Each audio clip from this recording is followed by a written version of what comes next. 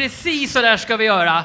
Och lite till. För att vår första gäst, han är född i England och utbildad jurist. Han är också den skådespelare som varit med i flest Star Wars-filmer. Vi känner honom såklart bäst som den guldfärgade roboten i Star Wars. Ladies and gentlemen, please give a warm welcome to Anthony Daniels!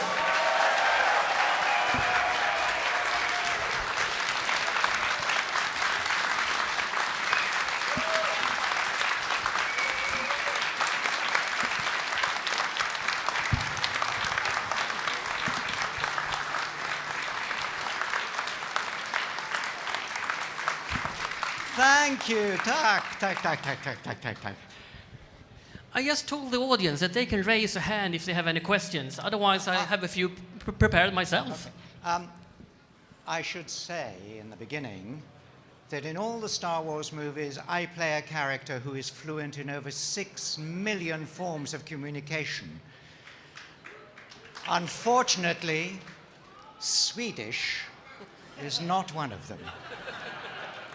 So I rely on the Swedish education where you are so finely spoken in English. You speak better English than I do. So, yes, if you have any questions, of course, all the questions you may ask are in this book.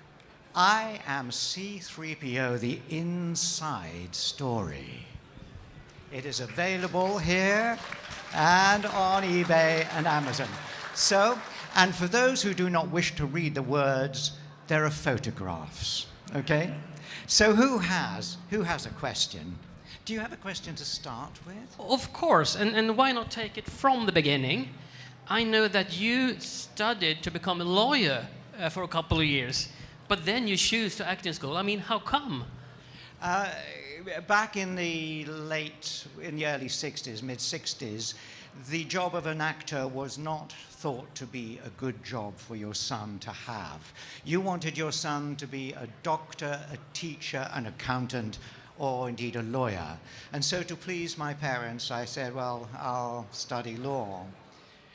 I could only do it for a few years, and I was crazy. I needed to be an actor. So eventually, I took myself to drama school for 3 years, and I learned all sorts of stuff, crazy stuff, you know, how to sword play, how to speak Shakespeare, how to swirl a cloak, all the important things of acting crazy. But one of the things that I was quite good at was mime, that I was small and neat and had control of my body. All of these things have gone now. I am no longer as small, no longer as neat, and don't have that much control. But it was that, and the fact that I studied radio drama, and I won a prize from the BBC to join their company, where I played many different roles, purely vocally. No scenery, just the words and music. And I think that eventually helped me to become C-3PO. Yeah, and while we're talking about becoming C-3PO, I also heard that Mel Blanc, who is known as the man of 1,000 voices and quite a unique Hollywood profile, suggested you for the part of C-3PO. Is that true or just a rumor? I think it... When we were filming, I had a microphone here and a wire that went right down my back to a transmitter shoved somewhere very warm. So the sound quality was not great, because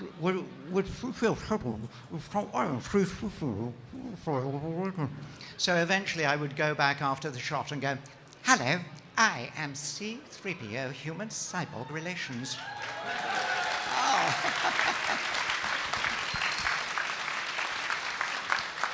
Because I had to redo all of the lines. But that didn't happen for 6 months after we finished shooting, because George Lucas did not like my performance. He didn't want 3PO to sound like a British butler. He wanted him to sound like a kind of American car dealer. It's all in, did I say I'd written a book? It's all in the book. So you can read about that. So eventually I did go over and found out that George had employed 30 different actors to try and do a voice for 3PO. But Matt eventually suggested, you know, Anthony's pretty good. You could use his voice. And George went, okay. I'm not sure George has ever forgiven me for doing that. So who has a question from the audience? And I'm going to move your coffee cup there. Anybody got a question? No? I'll just go. What? Okay. Yes. Just come towards me a bit. What's your question? Yeah, pleased to meet you. I had an action figure of C-3PO when I was like 8 years old, and the one with Chewbacca, when you were at the, you were in pieces. What did you think of that as a person? How the droid has been like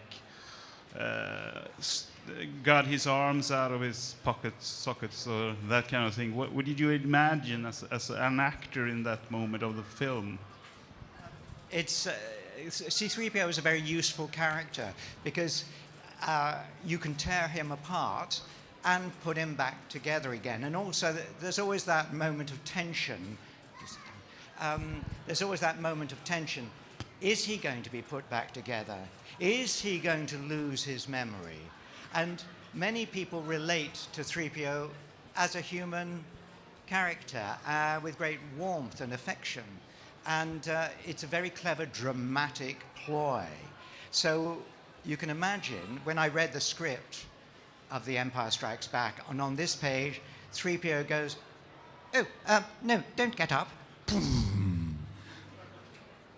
Well, I turned the page, and of course it goes to another scene, so I moved forward, went back, and eventually, of course, you find wonderful Chewbacca picking all the pieces up.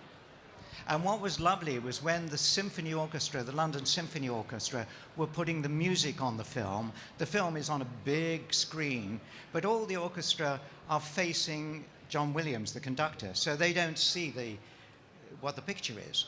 So they did that whole scene of 3PO's head and body going towards the big furnace, do you remember, about to be melted down? So they did a shot, and then they did playback, so they all turned around and watched it. And the whole orchestra went, oh. I was very touched because back in 1978, I think, I conducted the London Symphony Orchestra at the Albert Hall, da, da, da, da, da, da, da, in my gold suit. The best time of my life. Who has another question? Yes, sir. Can you just come towards me a bit? Because I'm on a wire. How many languages do you can? How many languages do I have? Oh dear. I speak English. I can say Gott nytt år and good jul.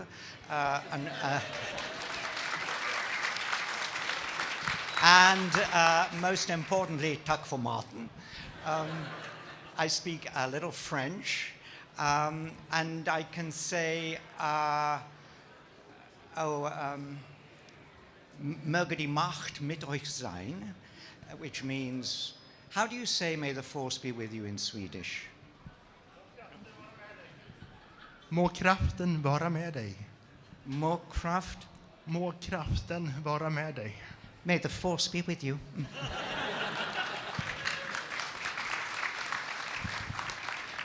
Yes, what's your question? I've heard that you asked George Lucas for many years to have a deeper storyline in the Star Wars movie. How did you feel when you got a deeper storyline in The Rise of Skywalker, and were you satisfied with it? Very good. The episode 7 and 8, 3PO did not have so much to do, and that was like, because he is a very useful character, but difficult to write. Difficult, because he is slightly part of the comedy, so you have to get the balance right. Then in The Rise of Skywalker, I kept asking for a script, and JJ kept going, you know, we're fiddling with it, we're redoing it, we're making it better and better and better. So it was only a few days before that I got the script. I loved it. The fact that 3PO has boasted for 4 decades that he is fluent in all these communications and can translate. And suddenly when they say, hey, what does this knife say? Oh, it is against my programming to interpret from the Sith. And so, we've spent all this time thinking he's brilliant, and then the rules do not let him translate. It was great. So I had a lot of fun. The film, I have to say, got kind of fiddled around in post-production. Wasn't quite the film I thought we were making. Somebody had a question. Yes, that was you. In the movies, there was some friction between. There was some friction between C-3PO and R2-D2. Well, it was one of the. Particular kind of anger towards. No, one of the great things of having a double act is that you can have dramatic tension. So that you have tall, good-looking gold robot, and you have a sort of dumpy, more gung-ho one, and you have a connection. You have dramatic conflict because that wants to go that way, that wants to go the other way. The difficulty for me was when we were filming, and nobody told me this, that R2-D2 never spoke, never did anything except bump into me, and I had to make up the whole dialogue by myself. And that was put on months later by Ben Burt, who, of course, won an Oscar. So I was thrilled when I saw Star Wars, and, you know, where are you going? Back then it was silent. Suddenly, where are you going? Beep, beep, beep, beep, beep, beep. That wasn't there. I had to use my imagination. Another question. Young lady, come here. Yeah, I was wondering, after you've done the movie, a Star Wars movie, did you ever take something home from the movie set, like a memory? Oh, yes. People often have souvenirs. And in fact, you will have seen I just had an auction of all sorts of bits and pieces from all the films, because at a certain age, the memories are quite enough. You don't need the object itself. And one of the best pieces was, of course, C-3PO's head and face. And it was that face, that's the first image you have inside that spaceship, with 3PO coming down and going, "Did you hear that? They shut down the main reactor. We'll be destroyed for sure." And you have this face that's worried, even though it never moves. And that is down to the skill of the artist, Liz Moore, who sculpted it. Everybody has souvenirs, except on the last set, JJ said, "Oh, take that." I said, "I have enough stuff, you know." So good.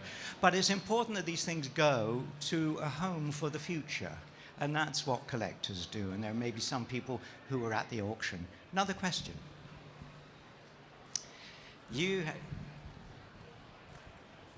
As someone who studies drama currently, do you have any piece of advice for breaking into the acting industry?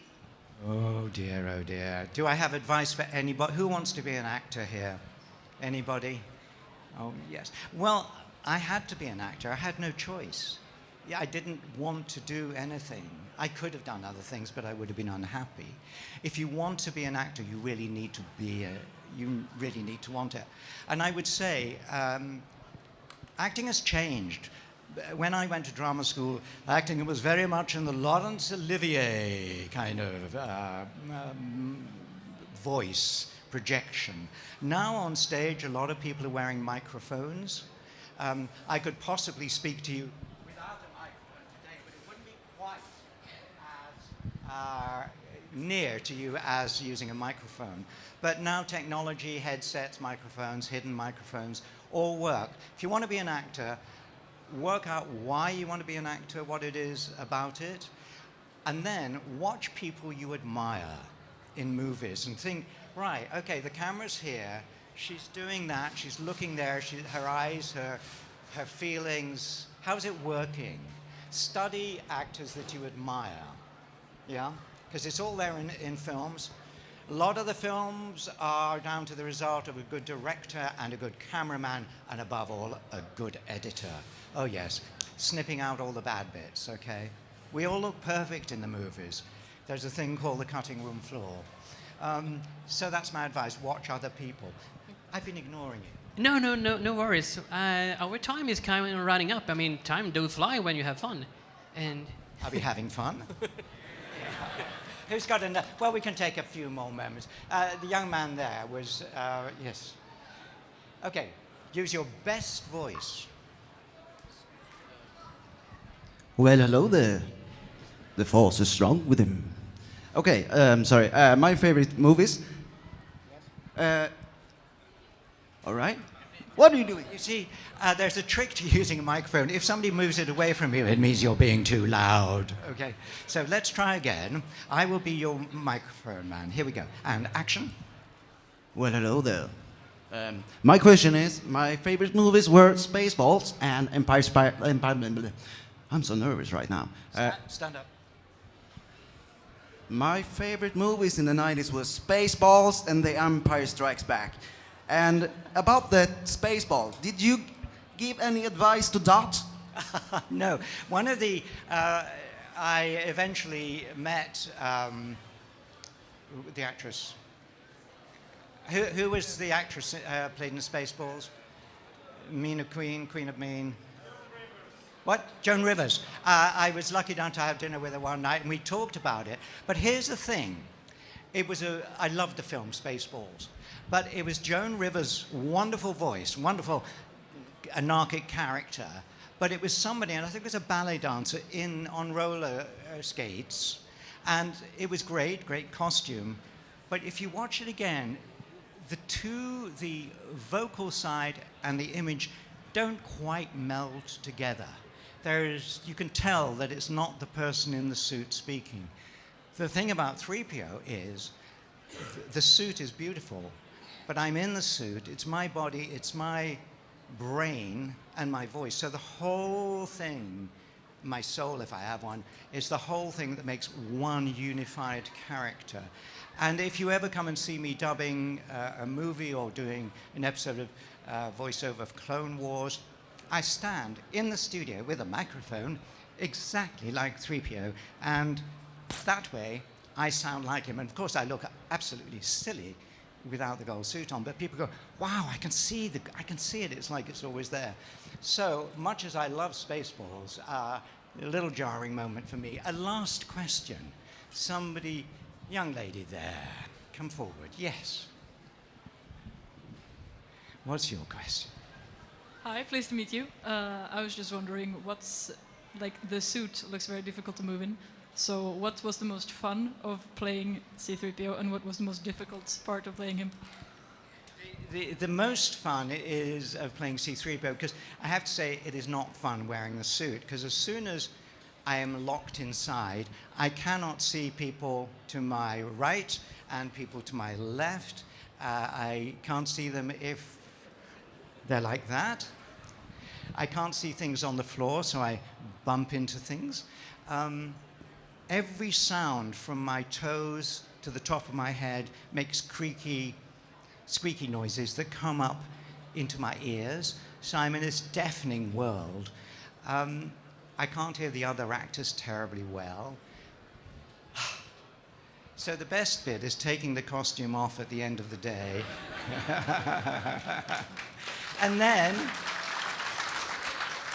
But then, even better is coming to an event like this, where I meet so many lovely fans who just say thank you for doing what I do and what other people do in the movies.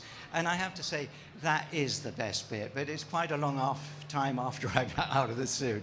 But without you, I always say this, when we made Star Wars, we all thought it was rubbish. Carrie and Harrison and Mark, Sir Alec Guinness, not impressed. And then the film opened, and suddenly all George Lucas's dreams and inspiration and effort and struggle, it all came to be a success. And so there was no advertising budget. It was a very low budget film. But you all loved it. Some of you were there at the beginning. And people ran to their friends and said, come and see this movie. It went viral. So we made episode 5, 6, and I said goodbye. That was it. And then years later, a call to meet George Lucas making episode 1. Therefore, you're going to make 2 and 3. And at the end of 3, I say, goodbye, thank you. And then, some years later, would it be okay, I'm Kathy Kennedy, would it be all right if J.J. Abrams, he's directing the next Star Wars movie, would it be okay if he called you? Yes. So then we made 7, 8, and 9. And I have to say, on the last day, on episode 9, when I said goodbye to the crew, it was a difficult moment. I had a little tear. 3PO was happy to go off doing his own thing. But it's all because of you that I've had this marvelous job for 4 decades. So I say, tack.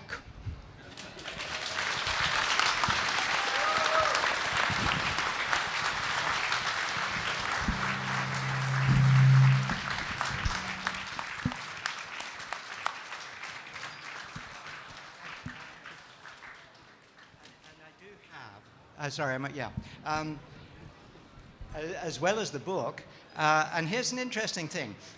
When we made Star Wars, there was no video, VHS.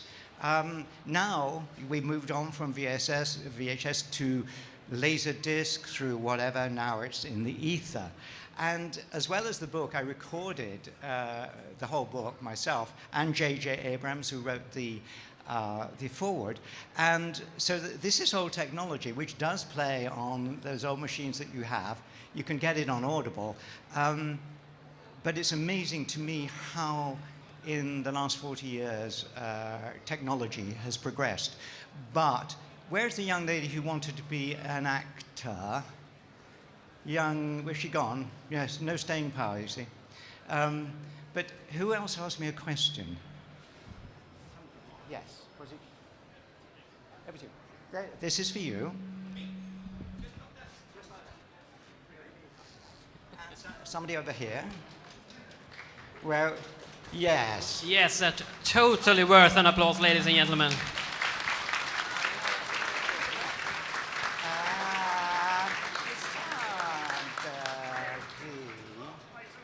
Somebody at the back. Who was it? No, you don't count. You're part of the crew. It was you. So there we are. It took me 5 days to record and drove me crazy. So I am now going to go back and sign some autographs, and you're going to go and hear more interesting people and get more autographs. Thank you very much for being with me for this half hour.